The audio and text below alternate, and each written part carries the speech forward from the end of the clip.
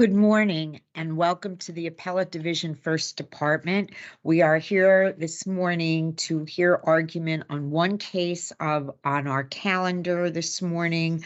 The rest of the calendar will be heard at 2 o'clock. This is to accommodate Mr. Ahmed, who is in India, and I believe I would be saying good evening to you, Mr. Ahmed, as opposed to good morning. And we have also Mr. Roblak, is that correct? Did I pronounce your name wrong? No, Your Honor, it's Roblak. Roblak, okay, who will be arguing the case on behalf of the plaintiffs. So please, you are aware, or please be aware, that the judges have all had your briefs and the records in the case and are fully familiar with the case and read all the papers and the cases. So what I'm going to do is I'm going to give Mr. Ahmed, I'm going to give you 7 minutes to argue and 2 in rebuttal, and I'll just give Mr. Roblak also 7 minutes. We will ask questions. If we have additional questions, we'll keep you longer. Otherwise, I think that ought to be enough to make your points. So, Mr. Ahmed, this is your appeal. Good morning, good evening, and you may begin. Good morning, Your Honors. May it please the court, I am Iftikhar Ahmed. I am pro se representing myself. If it is okay with you, Your Honors, I will refer to myself as Mr. Ahmed. And as you said, 7 minutes for my arguments, and then I'll have 2 for the rebuttal. Right. So, Your Honors, the New York courts have repeatedly stressed the importance of ruling on the merits of any particular case. This case is ripe for a reversal or remand. And with that premise in mind, there's a separate proceeding against Mr. Ahmed titled SEC versus Ahmed et al. 3:15-CV-675 JBA in the District of Connecticut, which bears special consideration for its substantial impact on this case. So there are 4 main buckets that warrant the reversal of judgment, Your Honors. First, NMRE never served Mr. Ahmed properly or appropriately. Second, default judgment was entered prematurely and improperly. Third, Mr. Ahmed was never allowed an opportunity to subpoena evidence or retain an expert witness for the damages trial. And number 4, the damages amount was improperly calculated as outlined in the papers. These warrant reversal of the trial court's orders, especially given the facts of this case and the impact of the SEC action. The details are in the papers that have been submitted to Your Honors to this esteemed court. For all the reasons outlined in the papers, I respectfully request the court reverse the judgment in its entirety. And if there are any questions or further questions, I shall try my best, and I will also respond in the rebuttal to the appellee. If there are no further questions, Your Honors, I will rest on my papers as I'm pro se, and it's the first time that I'm doing this, obviously, as a pro se appellant. Thank you, Your Honors. Just Mr. Ahmed, you were able to participate in the damages portion of the trial before Justice Ofstraker, correct? The damages portion, yes, but not on the liability part at the very beginning. Yes, Your Honors. Yes, because that's yes. And did you what evidence did you put in to question the evaluation that the judge made after trial about the amount of damages? So I was actually not given access to any of the evidence, and I was precluded from the evidence. So a lot of the stuff that I had to put in front of the court were stuff that I could find either in public domain or whatever I had, little bit that I had, but I was not given access to any of the evidence. And there were a lot of stuff that I could have presented that I was precluded from. And in particular, Your Honor, for that amount of money that was given, at that point in time, Your Honor, equivalent shares of Series A was tendered back to the company. It was a trade of equivalent value. And many months after that trade happened, in fact, more than years after the trade happened, the value of that investment was marked up by independent parties. And Your Honor, what is most important here is that in the event, if the company Choksi had turned out to be a multi-billion-dollar company like Amazon, which it was in the path of, it would be almost outrageous to believe that NMRE would have given me portion of the proceeds or of the gains. And so that path would just have been completely impractical. The valuation of the shares that were tendered for the amount of money given went up in the interim period. And if it continued in that path, then there was no way I wouldn't have any claim, nor anyone would believe that NMRE would have shared in the bounty with me. All the intervening events that happened in the meantime, and then the company went bankrupt, then for NMRE to come and say there are damages just belies and logic to begin with, Your Honor. Okay, as you suggested, we'll hear from the other side. We'll give you a few minutes to respond in rebuttal. Okay, thank you very much, Mr. Ahmed. Mr. Roblack, good Yes, morning. Good morning, Justices. Your I Honor, just wanted to quickly. That's okay with you? Excuse me? Your Honor, I shall go on mute if that's okay with you. Oh, sure, go right ahead. That's fine, Mr. Ahmed. Thank you, Your Honor. You're welcome. Mr. Roblack. Yes, good morning, everyone. Just wanted to quickly. Good morning, Mr. Broblack. This is Judge Friedman. So where does the fact, I know that the appellant makes this claim that the stock went up in value subsequent to the transaction before ultimately obviously going into bankruptcy. Where does that increase in value fit into your resolution of how the damages should be computed? Yeah, Your Honor, the evidence was presented by our expert witness, and the evidence that he testified about demonstrated that this was an out-of-pocket loss case, so there was no damage recovered by us for any sort of accrual or opportunity investment. So this is clear, this is just an out-of-pocket loss case. And what he's referring to with respect to an increase in price, this was a private company, it was not a public company. And so what he's referring to is his employer in their fund indicated that the value of their holding in some way increased. That's not what our expert relied upon. Our expert relied upon the company's information and the corporate information and the financial statements and everything else to show that the loss here was an out-of-pocket loss, not one that is considered an opportunity cost. So it doesn't at all play into the ruling by Justice Ostrager, nor does it play into our expert witness's testimony, because he rejected the fact that a third party, who, by the way, was a defendant in this case, indicated a certain value on their internal fund document. It didn't have any evidentiary support whatsoever. So this is Justice Shulman. So essentially your position is that your out-of-pocket loss is the $14.5 million that was outlaid for the Class B shares. Yes, Your Honor, that amount was paid directly by my client for that investment. That is the out-of-pocket loss. And I'm sorry, and you're also okay with the credit for the $7 million that was paid in settlement by Oak and the ultimate calculation of the judgment. Yes, Your Honor. We understand we cannot obtain a windfall for our out-of-pocket losses, so we deducted that $7 million settlement from the ultimate amount. Judge Mendez, you had a question, I believe? Yeah, just educate me here. How would the value of those shares be determined?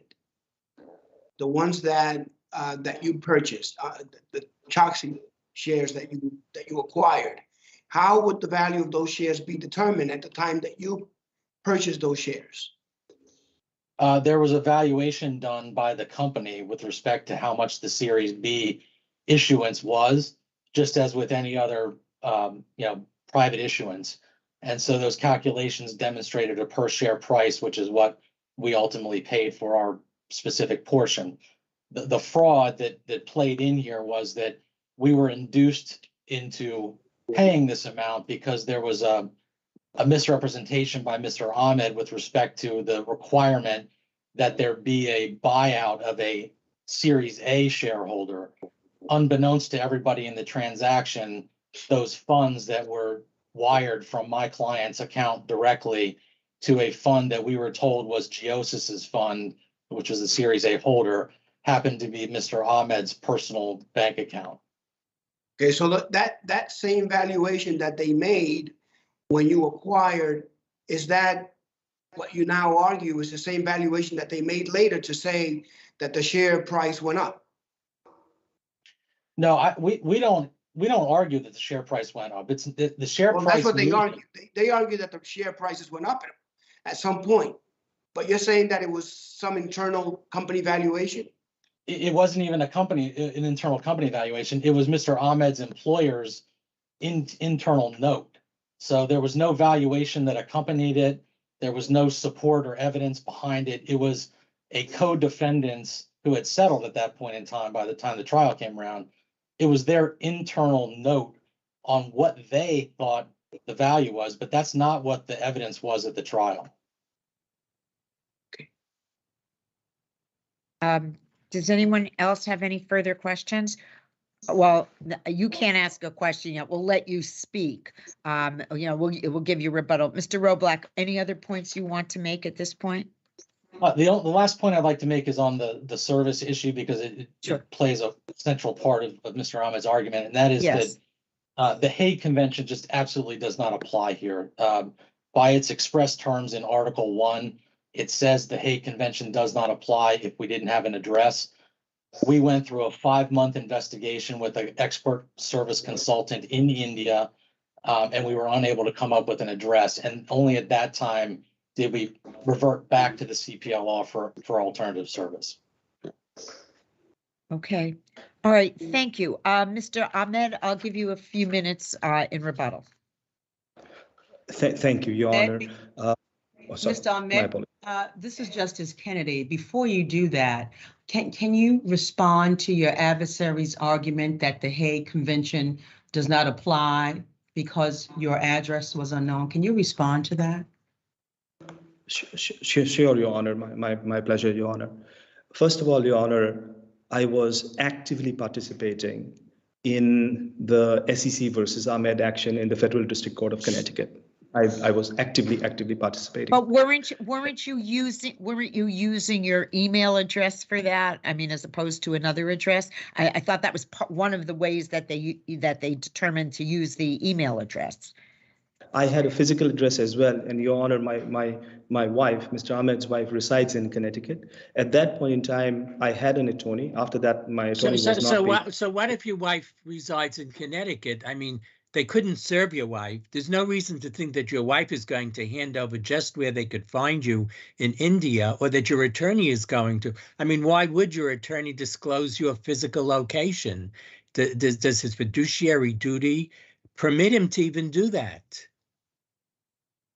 The lawyer, but they made no effort to find out where I was. I'm not hiding in India. I'm living openly. And the reason I'm unable to come back to the United States is not because I don't want to. In fact, I want to.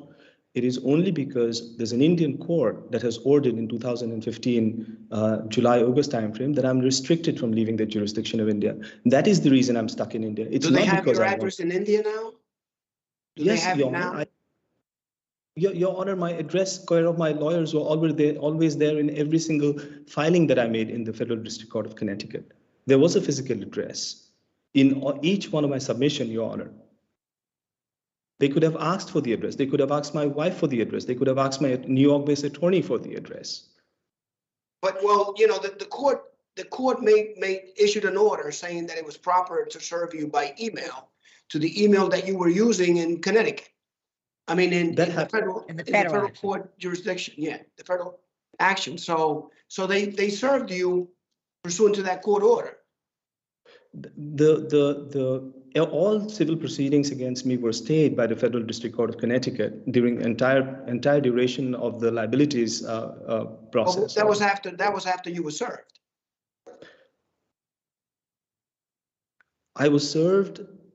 The plaintiff makes the claim that I was served, and they provided an affidavit of service, but service is not complete in 10 days after. And I had 30 days to make an appearance, and yet the default judgment was issued before then, before even I had the time to make an appearance. And the preliminary injunction was dated August 2015, which stayed all the proceeding against me. the time in which the liabilities trial proceeded. And my email account was also hacked, and I had multiple times informed the Federal District Court of Connecticut and the SEC. It was all in public domain, it was in public papers, that my email account had been hacked multiple times. Okay, anything else you want to bring to our attention, Mr. Ahmed, or do any of my colleagues, you have anything else? Okay, you have another minute. Your Honor, if I could just address the plaintiff's commentary on the valuation, if that's okay Sure. with you, Your Honor? Yeah, go ahead.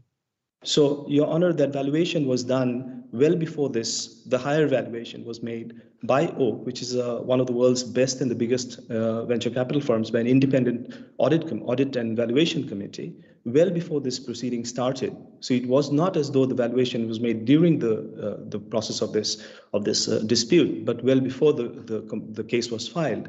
And secondly, Your Honor, if NMRE in that interim period, there is always a market, secondary market, for even whether the company is a private company or a public company. The SEC versus Ahmed action started in 2015, April-May timeframe.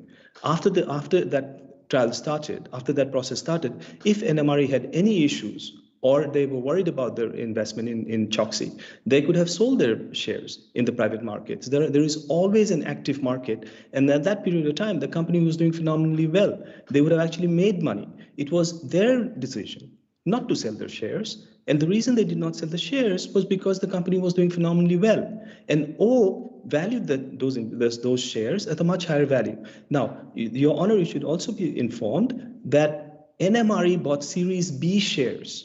They were the senior most in the pecking order. That's the highest seniority. The shares that were redeemed were Series A shares. They were junior in class. So the valuation of the Series B, the shares that NMRE held were at a much higher valuation because they were senior. It's like almost like a senior secured bond. And in the interim period, from the time the SEC action started, NMRE could have gone to the private markets, could have found a buyer for those shares, but they did not. They took no such action. And the only reason they took no such action was because the company was doing very, very well and was on a different path to glory. And then many months later, fraud was discovered by the management team of the company and bad things happened. Okay, well, I think that answered the questions that we had, and you elucidated us. Thank you very much. I'm glad we were able to make this work. Court is now adjourned until the rest of the calendar is heard at 2 o'clock this afternoon. Have a good afternoon. Thank you both very much. Thank Okay. you, Justice. Bye-bye. Thank you very much. Bye-bye.